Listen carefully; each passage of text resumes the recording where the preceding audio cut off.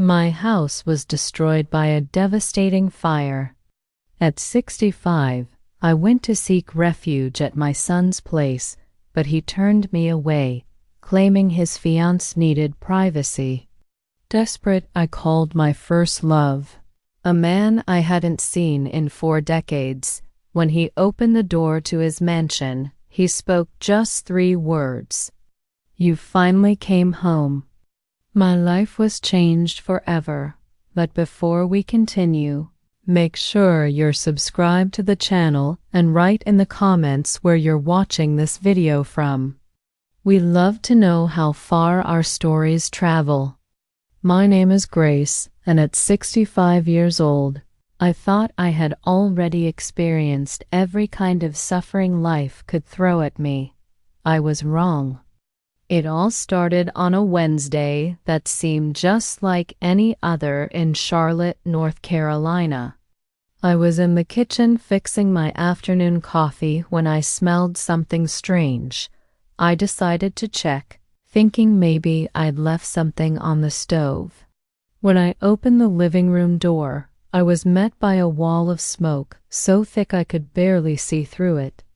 Flames were already consuming the curtains and racing up the walls with a speed that left me paralyzed for a few crucial seconds. The smoke detector should have been screaming, but I found out later the battery had died months ago. A simple oversight that would cost me everything I owned. I ran back to the kitchen, fumbling for the phone to call the fire department. But the smoke was everywhere, making it hard to breathe. Impossible to think straight. I heard glass breaking and realized I had no time. The flames were eating my house with a ferocious hunger that seemed impossible to contain. My only thought was to get out alive. I grabbed my purse, which was on the kitchen table, and bolted for the back door. The last thing I saw before I burst outside was the portrait of Robert, my late husband, starting to blacken from the heat. The neighbors were already in the street when I stumbled out, coughing and gasping. Mrs. Jenkins, my 78-year-old neighbor, was the first to rush over, hugging me as we both watched helplessly while the fire devoured the home where I'd lived for over 40 years. The fire department arrived in 10 minutes, but it was already too late. They managed to keep the blaze from spreading to neighboring houses, but mine was beyond salvation. In just 1 hour, 4 decades of memories were reduced to ashes. The kitchen table where David used to do his homework, the walls that held the marks of my son's growth, the bedroom I shared with Robert for 37 years, it was all gone. I stood on the sidewalk, wrapped in a blanket someone had put around my shoulders while the firefighters did their work. Later, they would tell me it was likely a short circuit in an old living room outlet. A simple electrical problem that turned my life into ruins. The flames finally subsided, leaving behind only a blackened smoking structure. The fire chief approached me, his face smeared with soot, his eyes full of a pity I couldn't bear in that moment. "I'm so sorry, ma'am. We did everything we could, but—" He didn't need to finish the sentence. I could see it for myself, a total loss. Everything I possessed, besides the clothes on my back and the contents of my purse, had vanished. The neighbors who were lucky enough to still have homes took me in for the first night. Sweet Mrs. Jenkins insisted I stay with her, but her small apartment was already crowded with visiting grandchildren. The American Red Cross had set up emergency shelters, but the thought of sleeping in an amnesium full of strangers made me feel even more lost. That's when I knew I had to call David. My son lives about a 40-minute drive away in Ballantine, a posh Charlotte suburb with tree-lined streets and houses that look lifted straight out of a magazine. He moved there 4 years ago when he was promoted to regional manager at the insurance company where he works. We weren't close, not the way mothers and sons should be. But he was all the family I had left. I used Mrs. Jenkins' phone because mine had melted, along with everything else. David. "Darling, it's Mom," I said, my voice weaker than I intended. "Mom, what's going on? You sound upset. There was a fire, son." "The house is gone. Everything's gone." There was a pause that felt like an eternity. "Were you hurt?" "No, I'm fine. Just a few scrapes and a scratchy throat from the smoke. But I need a place to stay while I figure things out, just temporarily." Another pause. "Sure, Mom, come on over. We'll work it out." The relief that washed over me was so intense, I nearly collapsed. My son would take care of me. Despite all our distance, all the missed calls and awkward holiday dinners, he was still my boy. I spent the next morning staring at the charred ruins, waiting for the insurance adjuster to arrive. He showed up promptly at 9, a young man who looked like he'd rather be anywhere else, surveying what was left of my home with a clipboard and a camera. "Total loss," he said pragmatically, as if those 2 words didn't represent my entire life. How much, I asked, although I dreaded hearing the answer. "Well, you had a policy of about $200,000 on the structure, but with your deductible and depreciation, we're talking maybe $90,000, maybe less." $90,000 to rebuild 42 years of life. It seemed impossible. Mrs. Jenkins helped me buy some basic clothes and toiletries with the emergency money the Red Cross had given me. Everything I now owned fit into one small, borrowed suitcase. That was it. It was all I had left of the life I'd built. The drive to David's house felt like a journey to a foreign country. Everything looks different when you have nowhere to go back to. Familiar places, the gas station where I always bought my lottery tickets, the diner where Robert and I used to have Sunday breakfast, all seemed to belong to someone else's life. Now, David's neighborhood was immaculate, as always. Perfect lawns, perfect sidewalks, perfect lives continuing exactly as they had the day before. I felt like an intruder bringing my tragedy into their spotless world. His house was a 2-story colonial with white shutters and a red door that Victoria, his fiancée, had chosen. I'd met her exactly 3 times in the 2 years they'd been together. She was 30 and he was 39. She worked at a downtown marketing firm and had an opinion on everything from the color of the walls to the type of wine to serve at dinner. Pulled the cab into their driveway and sat still for a moment, gathering my courage. "This is temporary," I told myself, "just until I can figure out what comes next. Just until the insurance money comes in and I can find a small apartment somewhere." I never imagined that walking up to my son's front door with my little borrowed suitcase would be one of the hardest things I'd ever done, but as I raised my hand to knock, I felt a familiar sinking feeling, the same hollow feeling I got when Robert died, as if the floor were disappearing beneath my feet. I just didn't know yet how much deeper I was about to fall. David opened the door before I could knock, as if he'd been watching for me. For one moment, seeing his familiar face, Robert's eyes, my own stubborn chin, made me feel like everything might be okay. He was my son, my only child. Surely blood meant something. Mom, he said, stepping aside to let me in. But his voice held something I couldn't quite place. Distance, maybe, or discomfort. Victoria appeared behind him almost immediately, as if she'd been waiting in the wings.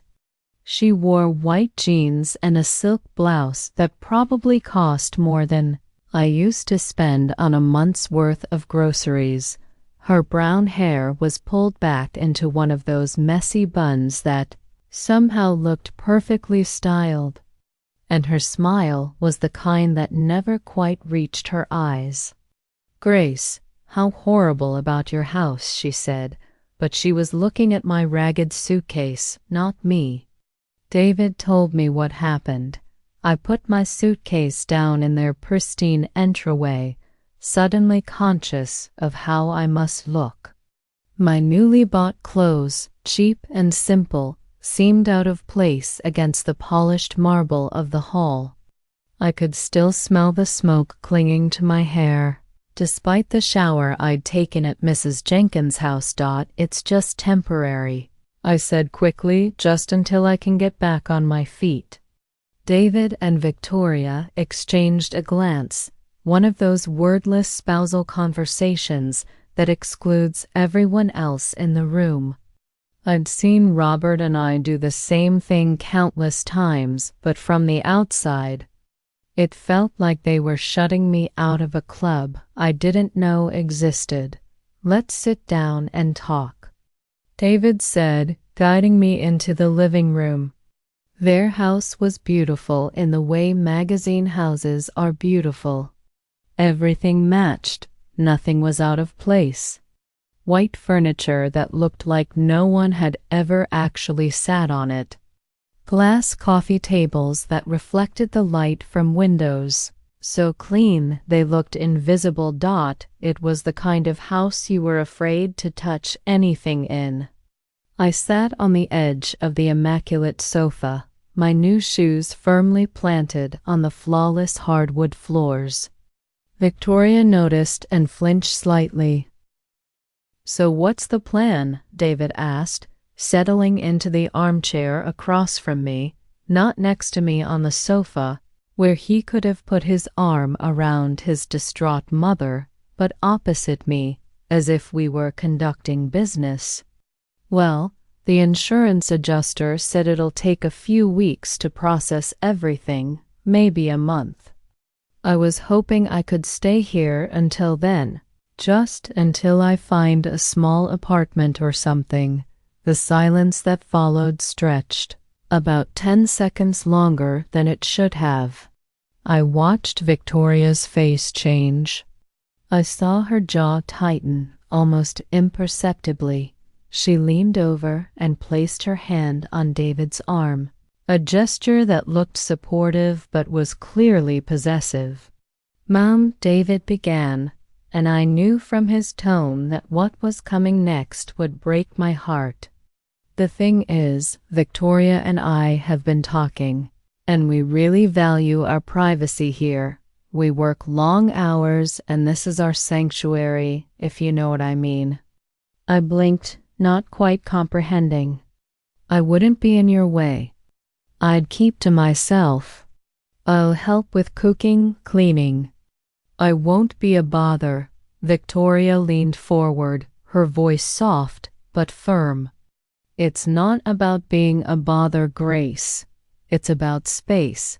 This house is our first home together, and we're still finding our rhythm as a couple."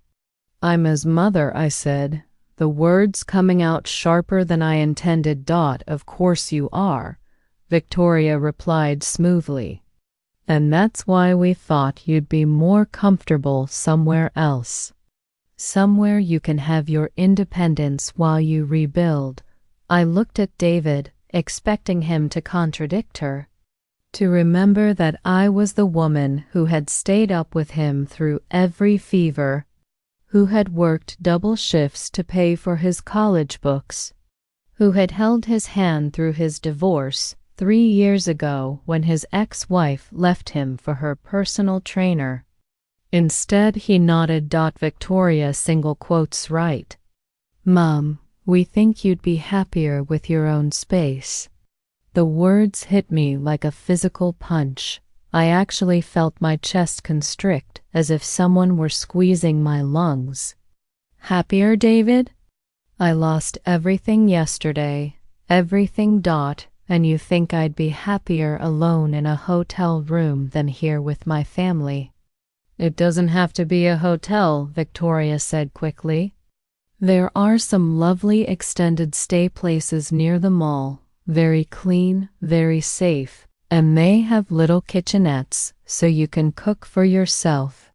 I stared at this woman who had only been in my son's life for 2 years, telling me where I should live after losing my home, and how am I supposed to pay for this lovely extended stay place? The insurance money won't arrive for weeks. David shifted uncomfortably. I could help out with that, a few $100 to get you started. A few $100. As if I were a distant relative he barely knew, not the woman who gave him life. David, I said, my voice barely a whisper. I changed your diapers. I rocked you through your colic. I taught you how to ride a bike and I helped you with your homework. I held you when you cried because Lucia Velasco broke your heart in high school. His face twisted slightly, but Victoria squeezed his arm harder. No one's questioning your history, she said. We just think everyone would be more comfortable with some boundaries. Boundaries. I'd heard that word from the therapist David had seen after his divorce. Everything was about boundaries. You're kicking me out, I said flatly. We're not kicking you out, David protested. We're just saying that maybe this arrangement wouldn't work for anyone. Whose idea was this? I asked, though I already knew the answer. I could see it in the way Victoria leaned back slightly, satisfied, as if she had won something. We discussed it together, David said, but he wouldn't meet my eyes. I stood up slowly, my knees cracking in a way that reminded me I was 65 and alone in the world. I understand. Mom, don't be like that. We're trying to do what's best for everyone. What's best for everyone? I repeated the words as if they were in a foreign language. What would be best for everyone, David, is if your mother didn't have to sleep on the street tonight. Victoria's perfectly made-up face contorted into an expression of concern. You don't have to sleep on the street. Like I said, there are options. I looked around the flawless living room one last time at the family photos that included David and Victoria. But none of me. At the expensive furniture no one was allowed to truly live on. At my son, who had chosen this cold, beautiful woman over his own mother. You're right, I finally said. There are always options. I picked up my small suitcase. Its weight felt heavier now that I knew where I wasn't welcome. David stood up, looking uneasy, but not uneasy enough to change his mind. I'll call you in a few days, he said, as soon as you get settled somewhere. Don't bother, I said, surprised by how steady my voice sounded. I wouldn't want to invade your sanctuary. Victoria had the decency to look slightly ashamed, but not enough to speak up, not enough to say, wait, this is wrong, she's your mother. I walked out of that perfect house with its perfect couple and its perfect boundaries and stood on the sidewalk for a long time before I could force myself to walk. Through the front window, I could see David and Victoria talking, probably about how difficult I was being, how much drama I was bringing into their peaceful lives. The irony wasn't lost on me. I had spent years after Robert died telling myself I was strong, independent, but I didn't need anyone. Now, when I truly needed help, I discovered that independence is a luxury you can only afford when you have options. I walked to a little budget hotel on the corner and spent almost all the money I had left on a room for the night. Sitting on the hard bed, staring at the peeling walls, I tried to figure out where a 65-year-old woman with almost no money and only one suitcase of cheap clothes was supposed to go. That's when I remembered the business card I'd carried in my wallet for nearly 40 years, miraculously saved because it was with me at the time of the fire, yellowed with age and soft from being handled so much. A card I never thought I'd actually use from a man I loved when the world was young and everything seemed possible. Randall Galloway, the man who promised to come back for me, one day before life intervened and the day never came. I spent 3 nights in that cheap hotel before I found the courage to make the call. 3 nights waking up with a sore back from the thin mattress and the taste of shame in my mouth. 3 nights listening to arguments in the hallway and the constant drone of traffic outside the badly insulated window. 3 nights washing my few new clothes in the small bathroom and hanging them to dry on the room's single chair. The business card felt like tissue paper between my fingers, worn smooth from 4 decades of being carried but never used. Randall Galloway was written in faded blue ink. Beneath that, a phone number with an area code I didn't recognize. On the back, in my own youthful handwriting, "Never forget G." I had written those words when I was 25, believing with the absolute certainty of youth that Randall Galloway would be the great love of my life. He was 26 with dark hair that fell over his forehead and eyes, the color of golden amber. He worked for his father's construction company after college and dreamed of bigger things, of building something that mattered. We dated for 9 months, which at 25 felt like an eternity. He used to take me to the overlook on the hills outside the city, where we'd sit on the hood of his car and talk about our plans. "I'm going to start my own business," he'd tell me, "something with construction or real estate development. Something that makes me rich enough to give you everything you deserve. I'll come back for you, Grace," he promised me the night before he left for a project in Atlanta. "I'm going to make something of myself and then I'll come back and marry you." But promises at 25 have a habit of fading when real life takes over. He wrote letters at first, long, passionate letters full of dreams and plans. I wrote back, telling him about my job at the bank, about how I was waiting, just as I'd promised Dot. Then the letters grew shorter, less frequent. When I met Robert 6 months later at a church event, Randall felt like a beautiful dream I'd once had, too good to be real. Robert was steady, reliable, already 32 and with a good job at the company. He didn't promise me the world, but he promised me a house, a family, security. When he proposed after 5 months of dating, I said yes. I put Randall's business card in the pocket of my wedding dress, a secret talisman I couldn't bring myself to throw away. Now, 40 years later, sitting in a cheap hotel room that smelled of damp and stale cigarettes, I wondered what had become of that dreamy man with the amber eyes. I followed him sporadically over the years, the way you do with first loves. Through mutual friends, I heard he had made good on his promises, that he had started a construction firm, that he had become a big deal. He never married, which surprised people. Too busy building his empire, they'd say. That Galloway was always ambitious.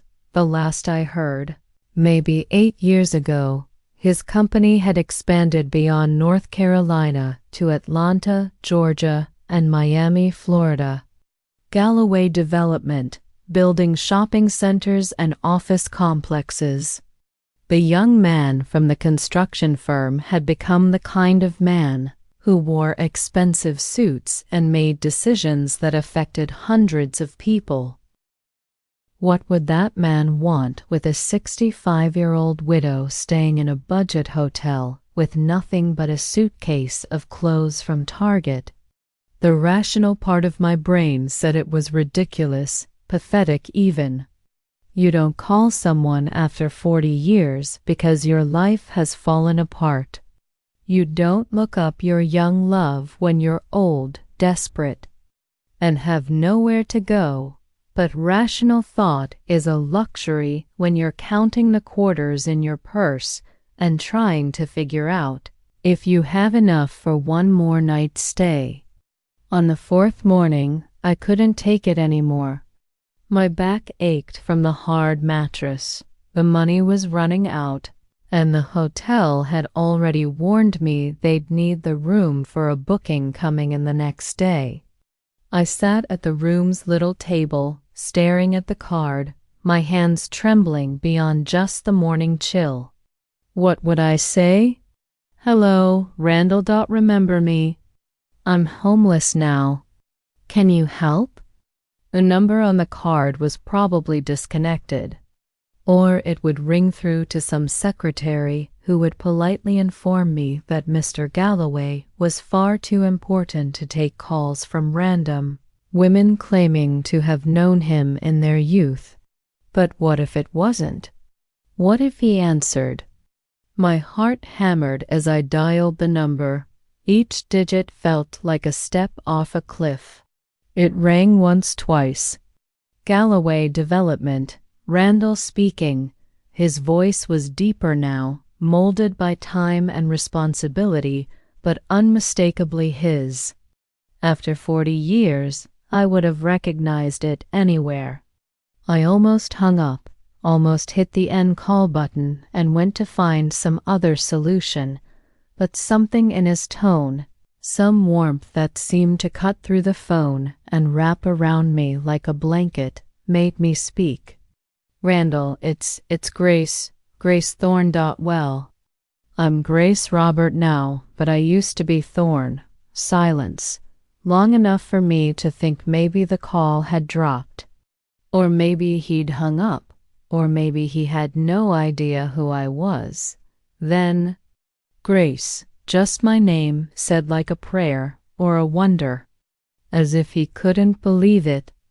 I'm so sorry to call like this, I rushed, the words tumbling out in my desperation to explain before he could hang up.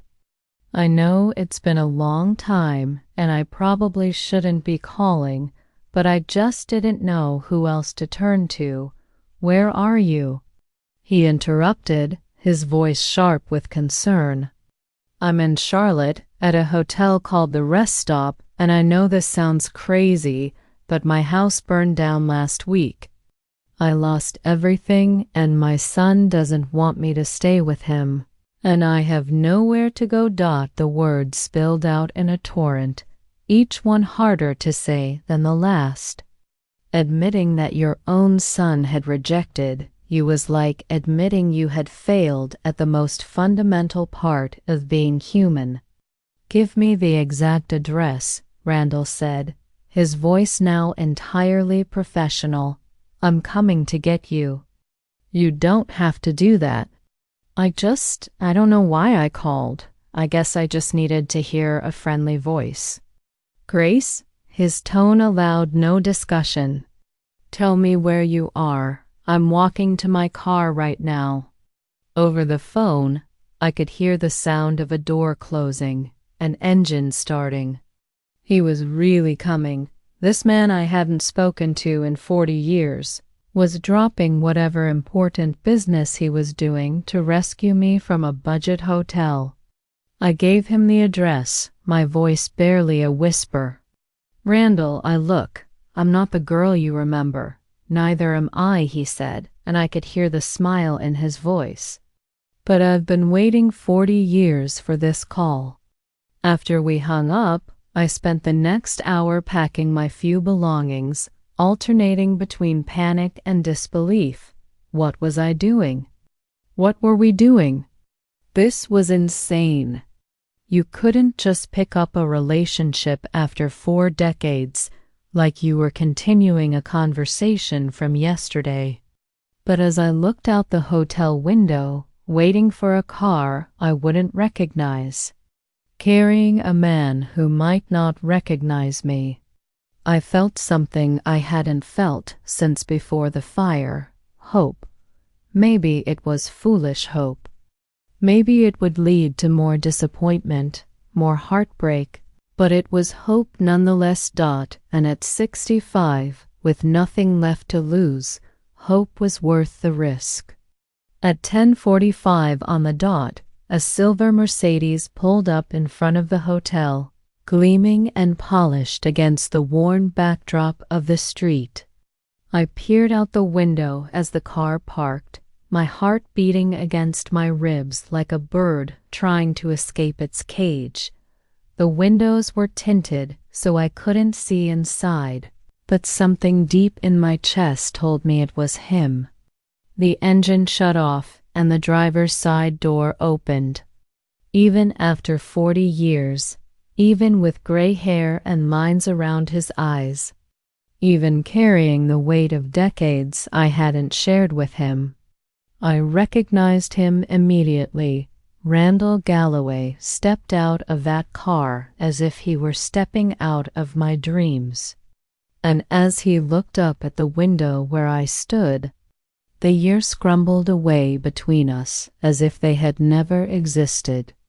I grabbed my suitcase and hurried down the stairs with the speed of someone who fears a dream will vanish if she waits too long. He was standing by the car waiting for me. Randall had the same relaxed confidence he'd had at 26, but now it was refined, polished by success and maturity. He wore dark jeans and a navy blue sweater that probably cost more than I used to spend on a month's worth of groceries. But his eyes, those amber eyes that had haunted my dreams for decades, were exactly the same. I wanted to hide. I wanted to go back to the room and pretend this wasn't happening. I looked terrible. My hair hadn't been cut in months. My cheap clothes were wrinkled, and I felt small and insignificant compared to the elegant man waiting for me. But he was already smiling at me, a smile that made my heart jump as if I were 25 again. I walked toward him slowly, suddenly unable to breathe. "Hello, Grace," he said softly. Up close, I could see the changes time had made. His dark hair was now salt and pepper, cut short and professional. Lines bracketed the corners of his eyes and shaped his mouth. He was broader in the shoulders, more solid, as if success had given him physical weight along with everything else. But when he smiled at me, I saw the young man who used to take me to the Overlook and tell me about his dreams. "Hello," I managed to say, my voice barely a whisper. He studied my face for a long moment, those amber eyes taking in every detail. I wanted to apologize for how I looked, for how far I'd fallen, for calling him after all those years with nothing to offer but trouble. Instead, he said 3 words that changed everything. "You look beautiful." I started to cry. Right there on the sidewalk, in front of that budget hotel, with Randall Galloway standing next to me, I completely fell apart. 40 years of pent-up tears.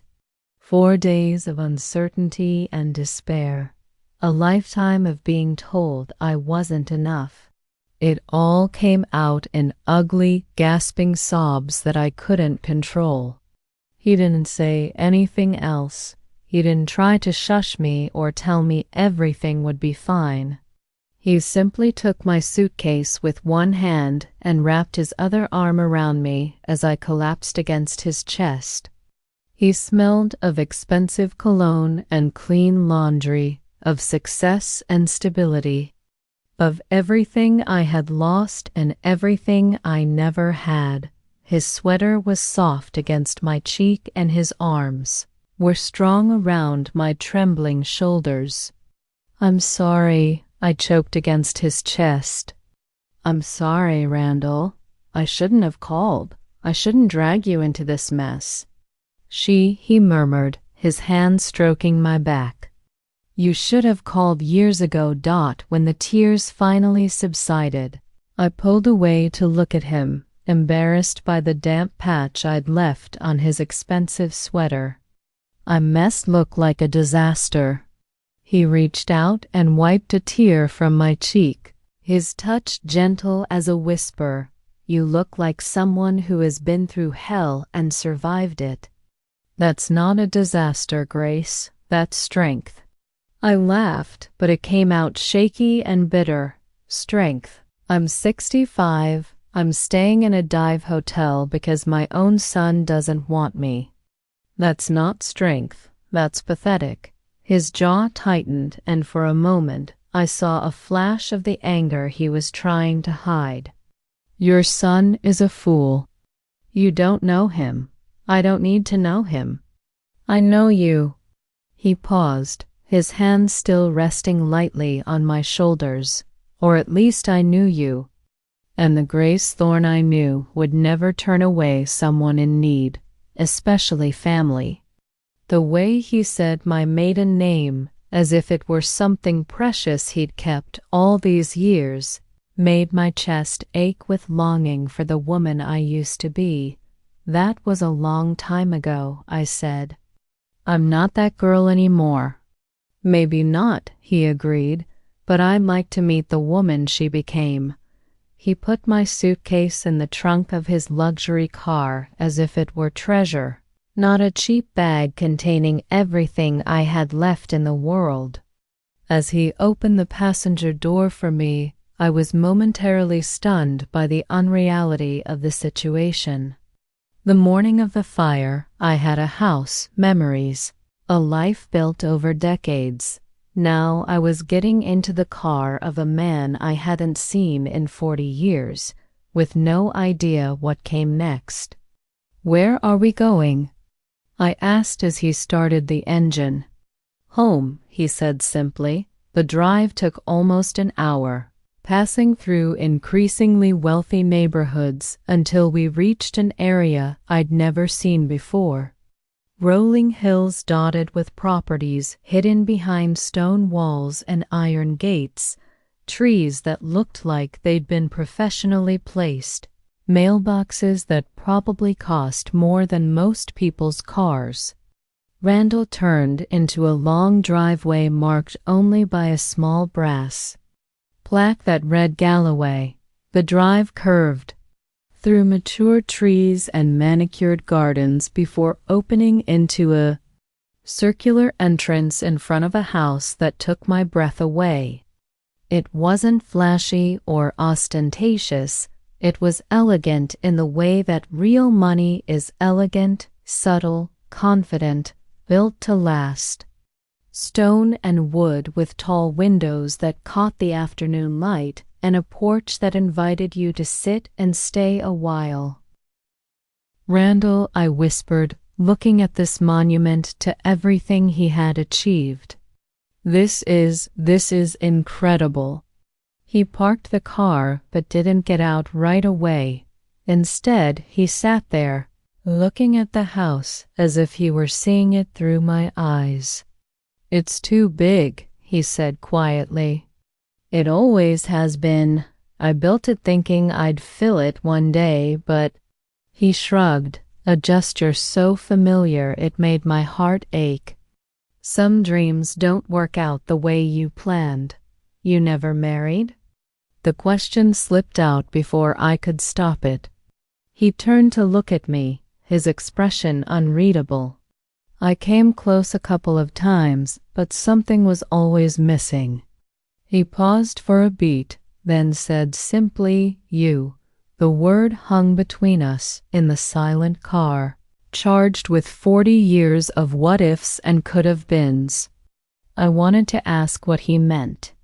I wanted to understand how I could have been missing from a life I was never a part of, but before I could find the words, he was already out of the car, rounding the front to open my door. The house was even more stunning inside. Hardwood floors that gleamed like honey, high ceilings, furniture that looked like it belonged in architectural magazines, but didn't feel cold or museum-like. There were books everywhere, comfortable reading chairs placed near the windows, photos scattered on end tables. It felt like a home where someone actually lived, not just a showcase for success. "Are you hungry?" Randall asked, leading me into a kitchen that was larger than my old living room. I was about to make lunch when you called. I realized I was starving. The hotel breakfast had been only stale toast and weak coffee, and my stomach was cramping with emptiness and nerves. "I don't want to be any trouble," I began, but he cut me off with a look. "Grace, stop. You are not trouble. You are—" He paused, searching for the words. "You are the answer to a question I've been asking for 40 years. While he cooked, and he actually knew how to cook, moving around that huge kitchen with the ease of someone who had learned to take care of himself, I studied the photographs scattered throughout the room. Randall at ribbon-cutting ceremonies, shaking hands with important people. Randall with various women at charity galas and business dinners, always smiling, but never looking completely happy. "Tell me about your life," he said, placing a plate of perfectly grilled chicken and roasted vegetables in front of me. "Tell me about Robert, about your son, about everything I missed." So I did, over a lunch that tasted like heaven after days of terrible hotel food. I told him about my marriage to Robert, steady and comfortable, giving me security and companionship, if not passion. About David, the baby I had wanted so desperately and loved so fiercely, who grew up to be a stranger, who valued his fiance's comfort over his mother's needs. I told him about the years of being a good wife, a good mother, a good widow, about the fire that had taken everything I owned and the son who had taken everything I had left.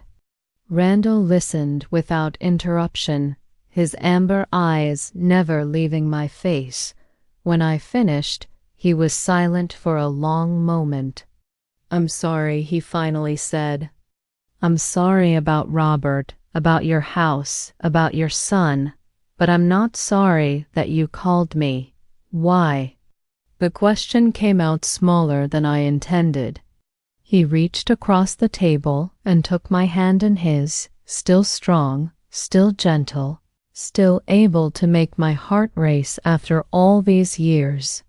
"Because I never stopped loving you," he said quietly, "because every deal I made, every success I achieved, every dollar I earned, it was all so I could be worthy of you when you finally came back to me.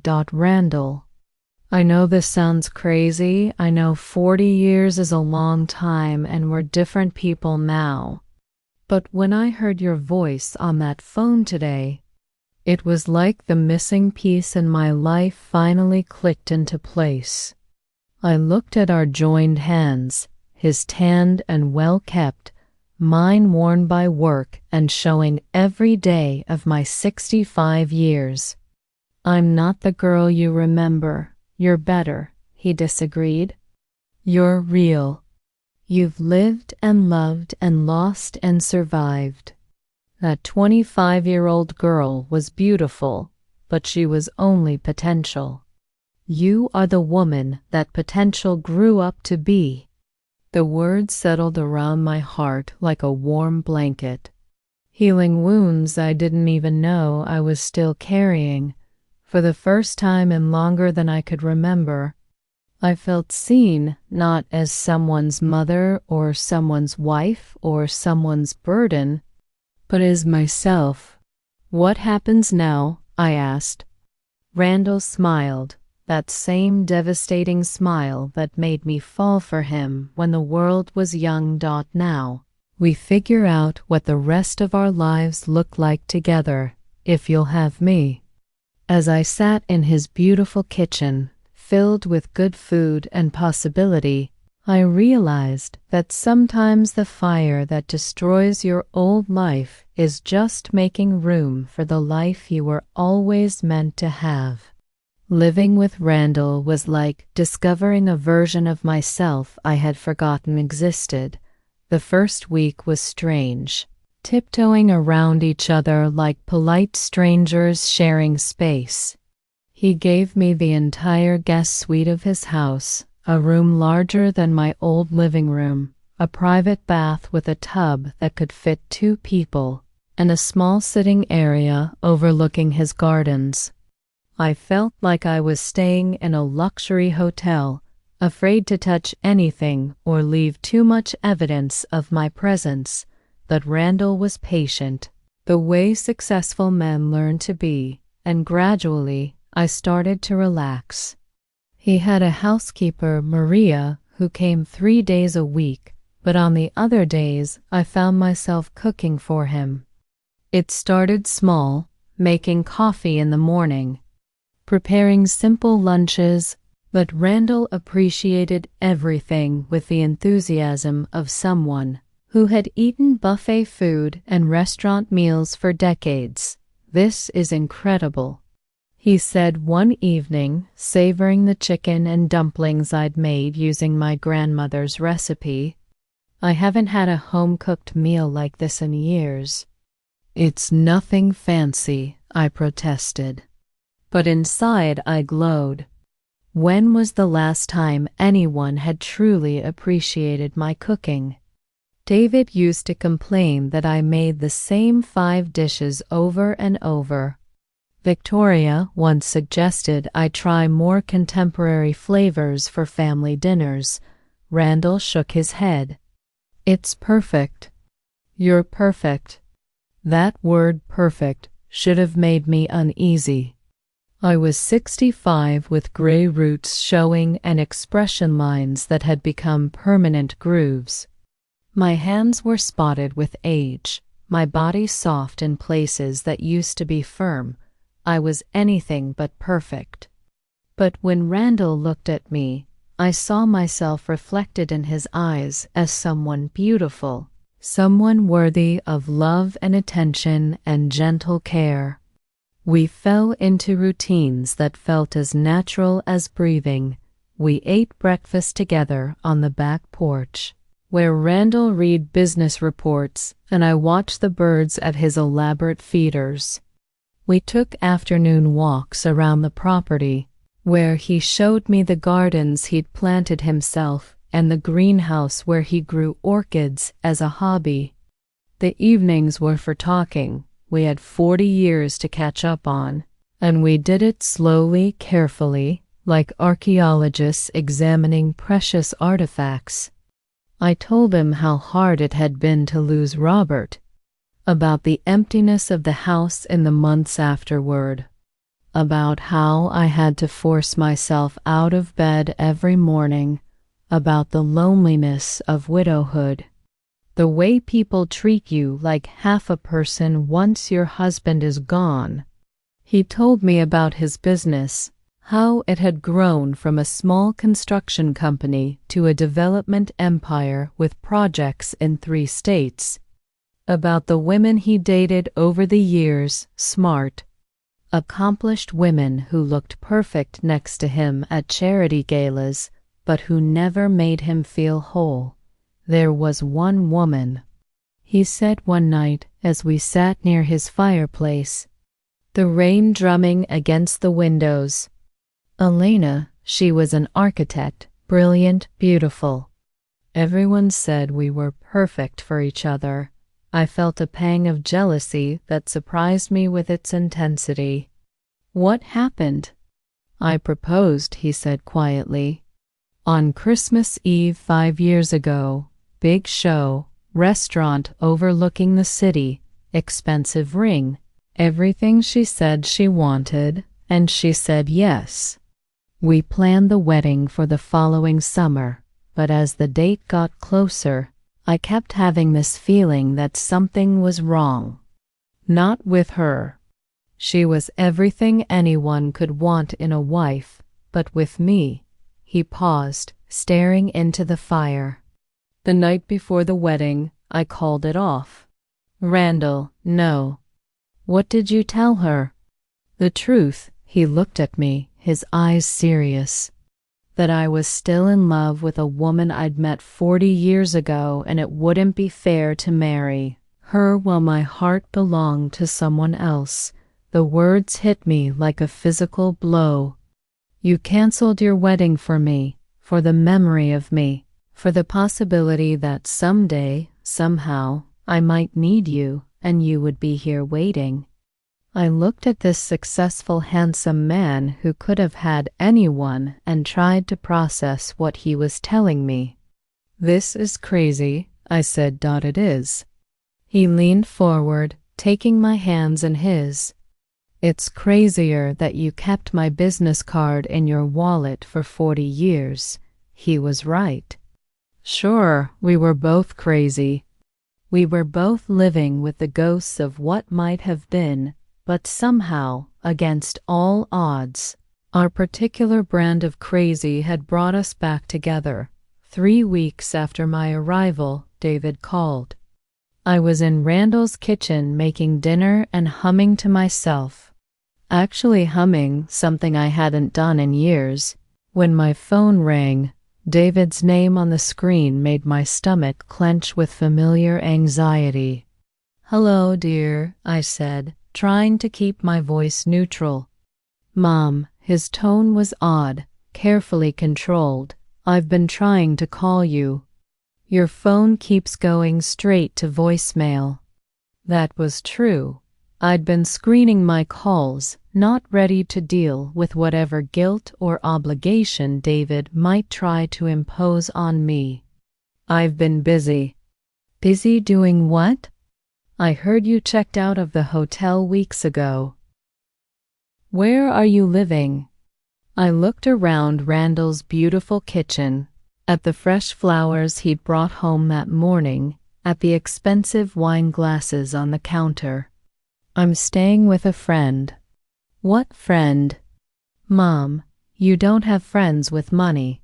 His assumption offended me, partly because it had been true for so long after Robert died. I'd let most of my friendships fade, too tired and too proud to maintain relationships when I had nothing to offer in return. Would you be surprised? I said coldly. There was a pause, and I could practically hear him processing this information. Mom, I think we need to talk. Victoria and I have been discussing the situation, and we think maybe we were too hasty. Maybe you could stay in our guest room for a while, just until you get back on your feet. The offer that would have meant everything to me a month ago now felt hollow, insulting even. What made you change your mind? Another pause. We realized that maybe we were too focused on our own needs. Family needs to stick together. What he meant, I realized, was that he'd probably heard through the neighborhood, Gossip networked that his mother was no longer staying in a cheap hotel. Someone had mentioned seeing her with a well-dressed man in a nice car. David was curious, and curiosity had made him generous. "That's very kind of you," I said, "but I'm perfectly happy where I am, Mom. You can't just move in with a stranger. It's not safe." "What do you even know about this person?" "I know he's never made me feel like a burden," I said quietly. "I know he values my company and appreciates my cooking, and he tells me I'm beautiful every single day." The wedding wasn't like my first one. When I married Robert 40 years ago, it was all about what everyone else expected: white dress, church ceremony, reception at the community center with a DJ and a cash bar. We invited everyone we knew and several people we didn't particularly like because that's what you did. We performed the ritual for the community, not for ourselves. This time, Randall and I did exactly what we wanted. The ceremony took place in his backyard on a crisp November morning, 5 months after that phone call in the hotel. The pastor was an old friend of Randall's, and the only witnesses were Maria, the housekeeper, and Marcus, Randall's business partner and best friend of 25 years. I wore a simple blue dress that Randall said matched my eyes, and he wore a gray suit that made him look distinguished and handsome.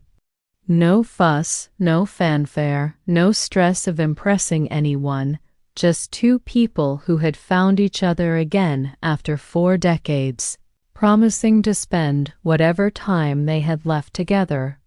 David came to the wedding. I had debated whether to even invite him, but Randall convinced me to try one more time. "He's your son," he said simply.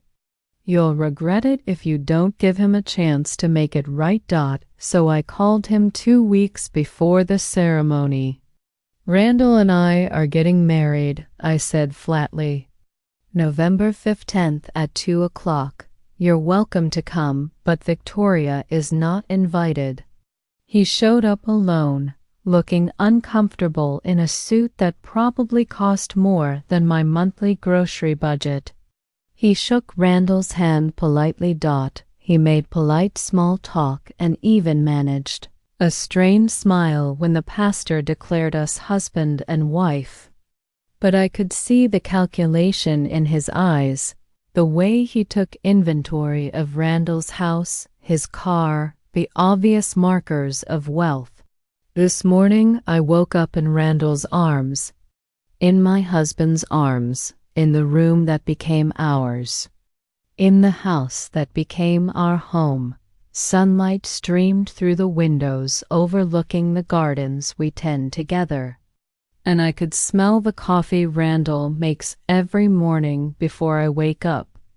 At 66, I am happier than I've ever been, not because of Randall's money or his beautiful house or his success, but because someone sees me, truly sees me, and chooses to love what he sees. The fire took my old life. It consumed it and turned it to ash. But sometimes I think, as I watch Randall read his morning paper across the breakfast table, destruction is just another word for renewal. Sometimes you have to lose everything you thought you wanted to find, everything you truly needed, and sometimes, if you are very, very lucky, first love gets a second chance to become forever love. The business card I kept for 40 years is framed now, sitting on Randall's desk in his home office. A reminder that some promises are worth keeping, even when it takes 4 decades to deliver on them. Did you like the story? And which city are you listening from? Let's meet in the comments.